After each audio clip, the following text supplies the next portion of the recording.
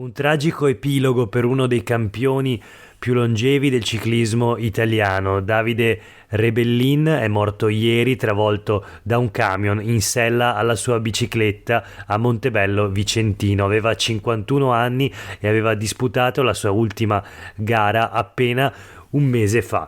Questo è Sveglia Veneto, il primo podcast dedicato all'informazione vista da Nord-Est. Io sono Jack Calcetto, oggi è giovedì 1 dicembre 2022.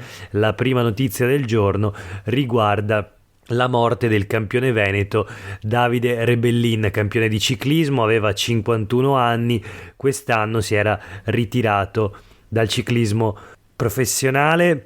Tutte le prime pagine dei quotidiani locali di oggi sono dedicate a lui. Allora partiamo dal Gazzettino che titola Rebellin, l'ultimo colpo di pedale, ucciso da un tir. Il personaggio 1 milione di chilometri in bici, aveva corso anche contro l'età, era il più longevo campione del ciclismo.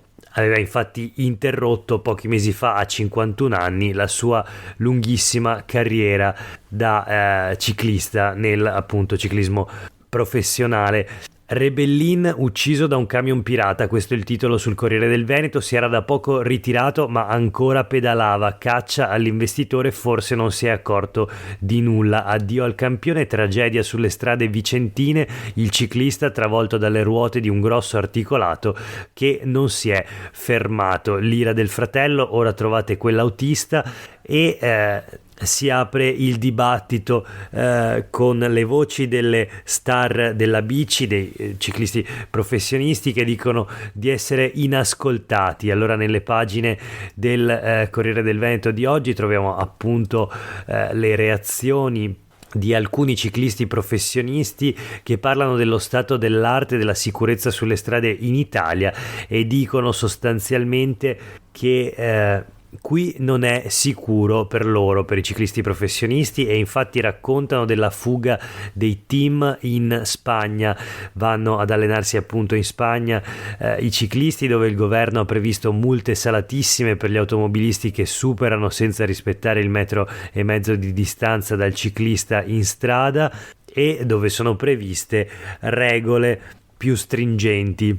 Gli appelli dei ciclisti professionisti in Italia, dicono, rimangono sempre inascoltati. Non c'è sicurezza sulle strade, quindi, e allora l'ennesimo incidente, in questo caso mortale. La notizia anche sul giornale di Vicenza di oggi: Rebellin ucciso da un tir pirata. Il ciclista di Lonigo, 51 anni, aveva concluso la propria carriera poco più di un mese fa dopo 30 anni di professionismo. Si stava allenando in bici lungo la regionale 11 quando è stato investito da un camion che poi si è allontanato, dramma a Montebello. E ancora sui quotidiani del gruppo Gedi: travolto in bici da un camion pirata, morto Rebellin, stella del ciclismo. La tragedia dell'atleta veneto, l'incidente è avvenuto a Montebello, il campione aveva 51 anni, l'autista del mezzo non si è fermato dopo lo schianto. Ci sono le reazioni dei politici con le dichiarazioni della Presidente del Consiglio dei Ministri Giorgia Meloni, del Presidente della Regione Veneto Luca Zaia, e anche le parole del ciclista Vincenzo Annibali che dice: rimango tremendamente scioccato nell'apprendere questa triste notizia, che la terra ti sia lieve, riposa in pace Davide, non ci volevo credere quando l'ho saputo ed è stato un vero shock, chi va in bici rischia ogni giorno. Il ricordo di Rebellin da parte dei quotidiani del gruppo Gedi: sportivo tra i più vincenti, era stato professionista soltanto fino a un mese fa, la sua ultima gara a 51 anni era stata la Veneto Classic, ma non era un addio alle 2 ruote.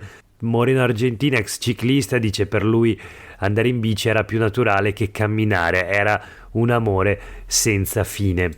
Questo per quanto riguarda l'incidente mortale che ha coinvolto il ciclista Davide Rebellin, ritirato dal professionismo appunto pochi mesi fa.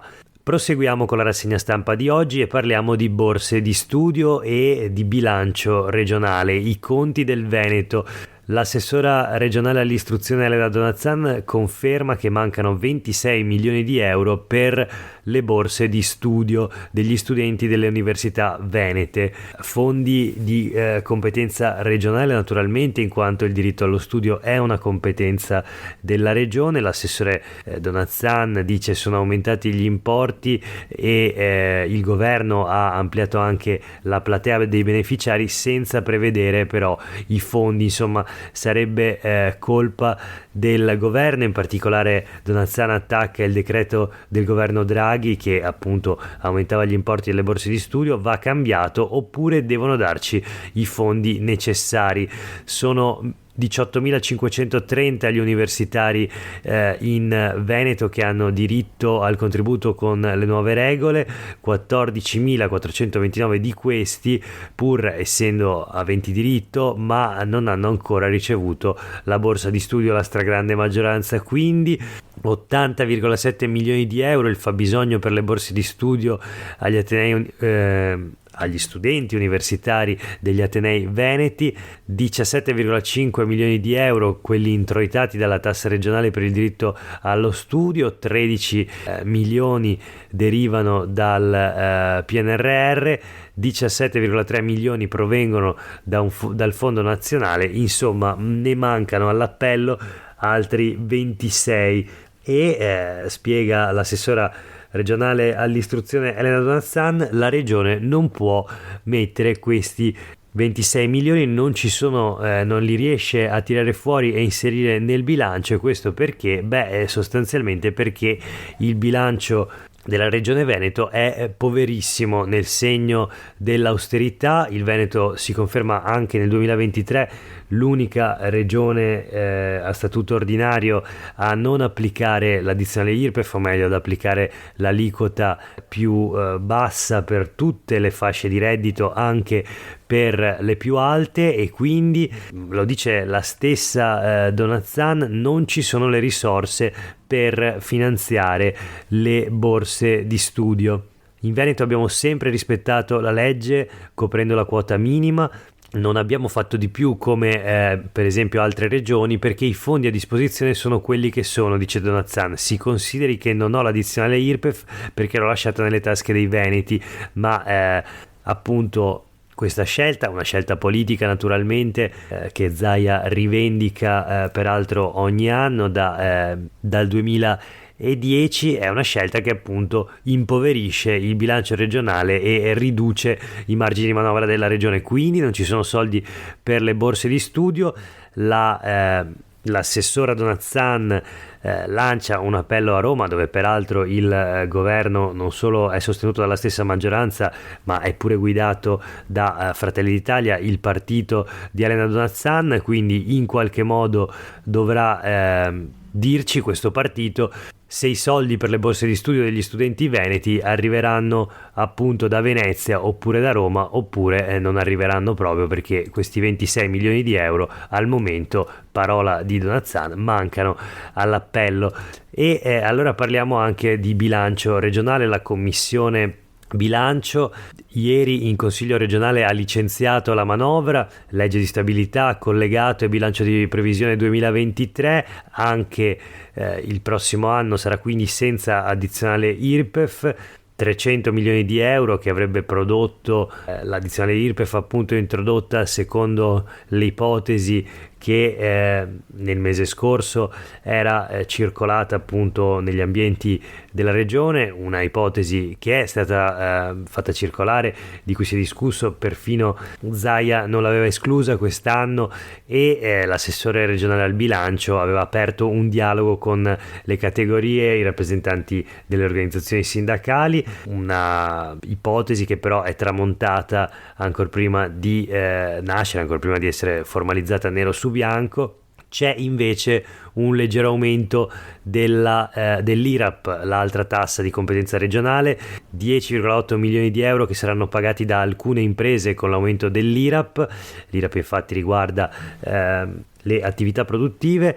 una manovrina, questa sull'IRAP, che serve per liberare fondi per le case di riposo. In particolare sono finalmente parificate in Veneto le aliquote per case di riposo private e strutture pubbliche invece, che pagavano molto di più delle strutture private, pagano tuttora appunto un'aliquota maggiore, quindi anche quest'anno finalmente la regione ha posto fine a questa discriminazione assurda nei confronti delle case di riposo pubbliche.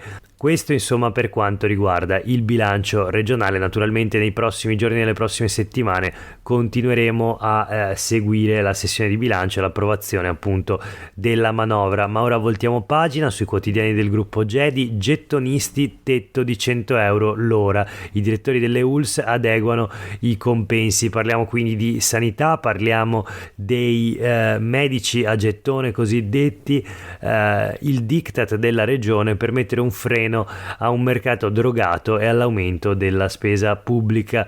I direttori generali delle aziende sanitarie venete sono chiamati quindi a mettere un freno alla fuga dei medici dal servizio pubblico, rivedendo le tariffe riconosciute agli operatori di mercato, fornitori di servizi.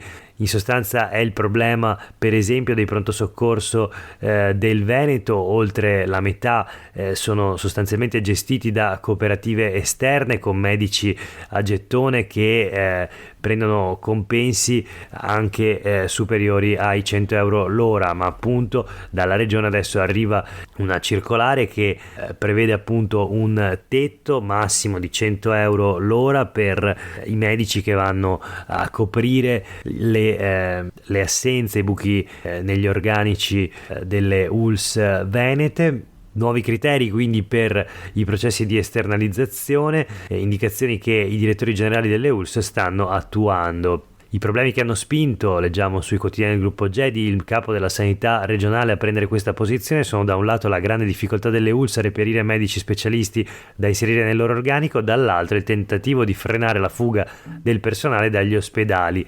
Una fuga che sta diventando sempre più forte visti proprio i compensi che le aziende sanitarie stanno garantendo a società e cooperative di medici affinché prestino i loro specialisti agli ospedali. Per un turno di 12 ore i professionisti ricevono compensi che vanno dai 1.200 ai 1.300 euro, una cifra che un loro collega assunto nel sistema sanitario pubblico neppure si sogna. Quindi una fuga dal pubblico, conviene di più lavorare sempre all'interno della sanità pubblica ma tramite cooperative, tramite gettoni, piuttosto che come dipendente. Questo non solo per i compensi ma anche per le responsabilità di diversa natura e per il carico di lavoro che naturalmente all'interno delle strutture pubbliche, soprattutto dopo il Covid, è diventato veramente importante se non insostenibile. Parliamo sempre di sanità, la giornata mondiale contro l'AIDS, HIV, non bisogna abbassare la guardia. La notizia sul giornale di Vicenza di oggi: in Veneto nel 2021 sono stati segnalati 100 nuovi casi e si punta molto sulla prevenzione.